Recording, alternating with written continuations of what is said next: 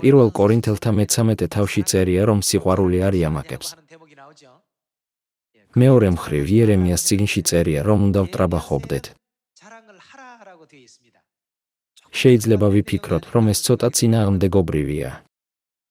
მაგრამ პირველ კორინთელთა მე-13 თავში ჩაწერილი სიტყვები მიუთითებს, რომ არ უნდა ვიამაყოთ საკუთარი თავით. და იერემიას წიგნში ჩაწერილი სიტყვები გვასწავლის, რომ უნდა ვტრაბახობდეთ ღმერთითა და ამ ჭეშმარიტებით. ღმერთმა ყველაფერი მოგცა, მათ შორის ჩვენი სხეულიც და სულიც. ეს ღმერთია, რომელმაც შექმნა ისინი. გარდა ამისა, ღმერთმა თითოეულ ადამიანს განსაკუთრებული ნიჭი უბოძა. საბოლოოდ შეგვიძლია გავაცნობიეროთ, რომ ჩვენგან არაფერი წამოსულა. ამ მხრივ ღმერთი გვახსენებს, რომ არ უნდა ვიამაყოთ საკუთარი ძალით.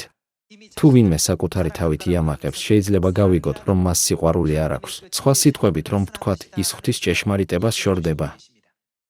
მოდით, გადავხედოთ იერემია მე-9:23 მუხლს.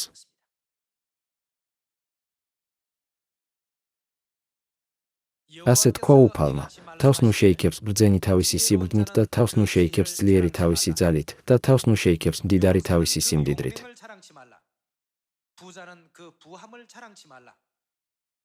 არამედ მაქებელმა იმითი შეიქოს თავი, რომ მიხვდა და მიცნობს მე, რადგან მე, უფალი, ვიქ მწყალობას, სამართალსა და სიმართლეს ქვეყანაზე, რადგან ეს არის ჩემთვის სასურველი, სიტყვა უფლისა.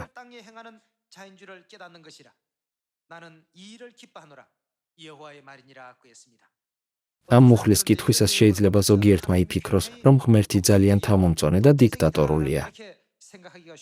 თუმცა ღმერთმა იცის, რომ თუ საკუთარი თავით ვიტრაბახებთ, საბოლოოდ მას მივატოვებთ. დაფიქრდით დაბადების წიგნში ბაბილონის კოშკის ისტორიაზე. მათ თქვეს, მოდით, ავაშენოთ ჩვენი ქალაქი და კოშკი, რომელიც ცას წვდება. როდესაც კოშკი სულ უფრო მაღალდებოდა და მისი თავი ცას წვდებოდა. ხალხმა ღვთისმადლი დაივიწყა, რომელმაც მათ ეს ძალა მისცა. მათ თვალწინ იდგა ბაბილონის უზარმაზარი კოშკი, რომელიც ადამიანის ძალით იყო აგებული. ამიტომ, როცა ადამიანები ღმერთს ივიწყებენ, საბოლოოდ საკუთარ თავს ამხელენ და ამაყობენ. თუმცა არასდროს უნდა დავივიწყოთ ღვთის სიყვარული ჩვენდამი. ღმერთმა ისე შეგვიყვარა, რომ თავისი ერთადერთი ძე შესწირა. ის კი ჩვენთვის ჯვარზე მოკვდა. ღმერთს ეს სიტყვები არასდროს მოუწია საკუთარი დიდებისთვის. ღმერთმა ეს ჩვენივე სარგებლისთვის გვითხრა. ადამიანებს უყვართ საკუთარი თავით ტრაბახი და ძალის შედარება. შედეგად ისინი შორდებიან ხსნის გზას და ცათა სასუფეველს. ამიტომ თქვა ღმერთმა, თავს ნუ შეიქებს ბრძენი თავისი სიბრძნით და თავს ნუ შეიქებს ძლიერი თავისი ძალით და თავს ნუ შეიქებს მდიდარი თავისი სიმდიდრით. არამედ მაქებელმა იმითი შეიქოს თავი, რომ მიხვდა და მიცნობს მე. ჩვენ უნდა ვიამაყოთ, რომ ვიცნობთ ღმერთს და რომ ის გვიყვარს. ასევე უნდა ვიამაყოთ ღვთის ჭეშმარიტი სიტყვით.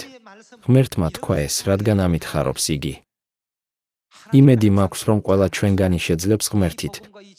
ამ სახარებითა და ჭეშმარიტებით სხვებთან დაიკვეხნოს. დიდი მადლობა.